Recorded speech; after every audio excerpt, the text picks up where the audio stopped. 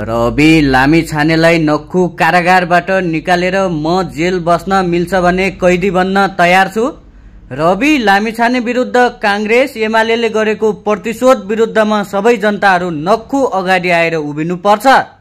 गगन थापा, आर्जु देउबा, केपी ओली र रमेश लेखकहरूले गरेको बदमाशीको विरुद्धमा पनि छिट्टो छानबिन हुन पर्छ। धनराज गुरुङहरू नाच्दै हिँड्ने, रवि लामिछाने जेल बस्नुपर्ने, यो कहाँको नियम कानून हो? खगेन्द्र सुनार। उनी भन्छन् त्यही आगोले रवि लामिछानेलाई पोल्ने, त्यही खोलोले रवि लामिछानेलाई बगाउने, अनि त्यही आगोले कांग्रेस एमालेका सहकारी ठगहरूलाई किन नपोल्ने, त्यही खोलोले उनीहरूलाई किन नबगाउने। निर्वाचन आउन 87 दिन बाँकी, 102 दलले पाए एकल चुनाव चिन्ह, जसमध्ये पहिलो एमालेको सूर्य र चौथोमा राष्ट्रिय स्वतन्त्र पार्टीको घन्टी चुनाव चिन्ह रहेको छ। ठूला माछा पनि समाउँदैछ जेनजी सरकार। पोखरा एयरपोर्टमा 8 अरब 36 करोड 63 लाख रकम भ्रष्टाचार गरेको एउटा कम्पनी सहित 56 जनाको टोली कानूनको दायरामा।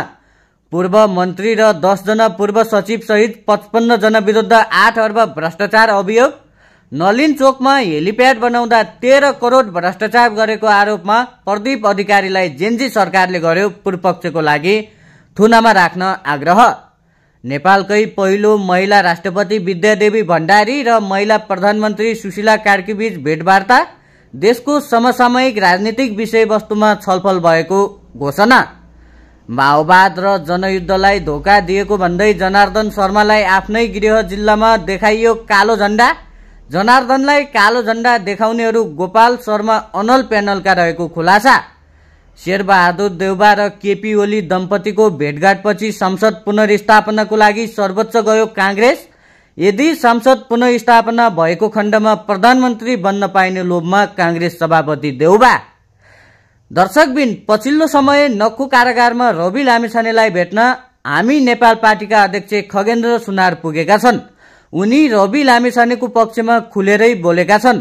रविलाई बाहिर निकालेर आफू जेल बस्नुपर्छ भने म पनि बस्न तयार छु, उनी भन्छन्। रवि लामिछानेलाई राजनीतिक प्रतिशोध गर्नेहरूमाथि कारबाही हुनुपर्छ र रविलाई निष्पक्ष न्याय हुनुपर्छ भन्ने विषयमा उनी उभिएका छन्। त्यही पानीले रविलाई डुबाउने, त्यही पानीले एमाले कांग्रेसका सहकारी ठगहरूलाई डुबाउने कि नडुबाउने, त्यही आगोले रविलाई पोल्ने, त्यही आगोले एमाले कांग्रेसका सहकारी ठगहरूलाई पोल्ने कि नपोल्ने भन्दै उनले प्रश्न ठड्याएका छन्।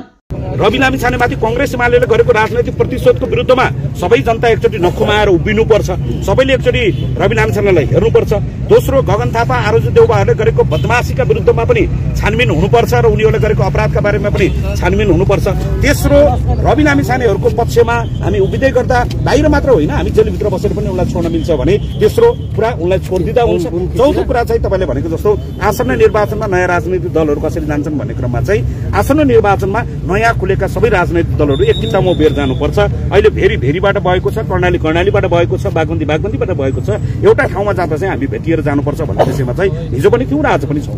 दर्शकबिन, अब फागुन 21 गतिको चुनाव नजिकै गर्दा 102 दलले एकल चुनाव चिन्ह पाएका छन् भने मतपत्रको पहिलो पंक्तिमा एमालेको सूर्य चुनाव चिन्ह र पंक्तिको चौथो नम्बरमा रवि लामिछानेको राष्ट्रिय स्वतन्त्र पार्टीको घन्टी चुनाव चिन्ह रहेको छ। राष्ट्रिय स्वतन्त्र पार्टीले भने समानुपातिक संसदको लागि यति बेला उम्मेदवार आह्वान गरिरहेको छ। यसमा निवेदन दिनको लागि 25,000 बुझाएर आह्वान दिन सकिनेछ। यस्तै पोखरा एयरपोर्ट बनाउँदा 8 अर्ब भ्रष्टाचार अभियोगमा मुछिएका पूर्व मन्त्री र 10 जना पूर्व सचिव सहित 55 जना विरुद्ध भ्रष्टाचारको अभियोग लागेको छ। हेलिप्याड बनाउँदा समेत 13 करोड भ्रष्टाचार गरेको आरोपमा प्रदीप अधिकारी पूर्वपक्षको लागि थुनामा छन्। दर्शकबिन, प्रदीप अधिकारी नागरिक उड्डयन प्राधिकरणका महानिर्देशक थिए। उनी पोखरा विमानस्थलमा भएको अर्बौं भ्रष्टाचारमा रापरपा अध्यक्ष राजेन्द्र लिङ्गदेनको नेतृत्वमा गठन भएको सार्वजनिक लेखा समितिले प्रतिवेदन बुझाएको थियो भने उनी भ्रष्टाचार अभियोगमा मुछिएका हुन्। दर्शकबिन, यस्तै हिजो प्रधानमन्त्री सुशीला कार्कीलाई भेट्न पूर्व राष्ट्रपति विद्यादेवी भण्डारी प्रधानमन्त्री निवासमै पुगेकी थिइन्। प्रधानमन्त्री र पूर्व राष्ट्रपति बीचको भेटवार्ताले यति बेला नेकपा एमालेमा नयाँ तरङ्ग उत्पन्न गरेको देखिन्छ। एमाले अध्यक्ष केपी ओली विरुद्ध उभिएकी विद्यादेवी भण्डारी र ईश्वर पोखरेल पक्षले प्रधानमन्त्रीसँग भेटेपछि एमालेले शंकाको नजरले हेरेका छन्। आउँदो महाधिवेशनमा केही उथलपुथल हुन सक्ने उनीहरू यति बेला आकलन गरिरहेका छन्। यस्तै आफ्नै गृह जिल्लामा पुगेका जनार्दन शर्मालाई आइतबार गृह जिल्लामै कालो झण्डा प्रस्तुत भएपछि यो विषय निकै रोचक बनेको छ। गोपाल शर्मा अनलले हाम्रो प्यानलका मान्छेले कालो झण्डा देखाएको भनेर दाबी समेत गरेका छन्। माओवादी र कम्युनिस्टवाद छोडेर बाबुरामतिर गएको भन्दै कालो झण्डा देखाइएको उनीहरूको दाबी छ। जनता र जनतालाई धोका दिने जनार्दन मुर्दाबाद, नेपाली कम्युनिस्ट पार्टी जिन्दाबाद, नेपाली कम्युनिस्ट पार्टी जिन्दाबाद, नेपाली कम्युनिस्ट पार्टी जिन्दाबाद, दक्षिणपन्थी अवसरवादी मुर्दाबाद, दक्षिणपन्थी अवसरवादी मुर्दाबाद। यस्तै केपी ओली दम्पति र शेरबहादुर देउबाको दम्पति भेटघाटको विषयमा केही दिन अघिदेखि निकै चासोको विषय बनेको छ। उनीहरूको पारिवारिक सन्चो बिसन्चोको भेटघाट भनिए तापनि भित्री रहस्य भने फरक भएको। उनीहरूले त राजनीतिक उथलपुथल गर्न सक्ने किसिमको भेटघाट गरेको बुझिएको छ।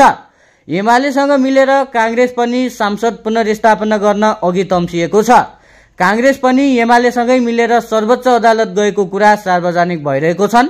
तर यही विषयमा गगन थापा भन्छन् कोही व्यक्तिगत रूपमा गए होलान्, हाम्रो पार्टीले चुनावमा जसरी पनि भाग लिन्छ। सांसद पुनर्स्थापना भएपछि देशकै ठूलो पार्टीको हैसियतले कांग्रेसबाट शेरबहादुर देउबा प्रधानमन्त्री बन्ने चान्स देखेपछि उनी पनि सांसद पुनर्स्थापनाको पक्षमा उभिए भन्ने समाचारहरू यति बेला व्याप्त छन्।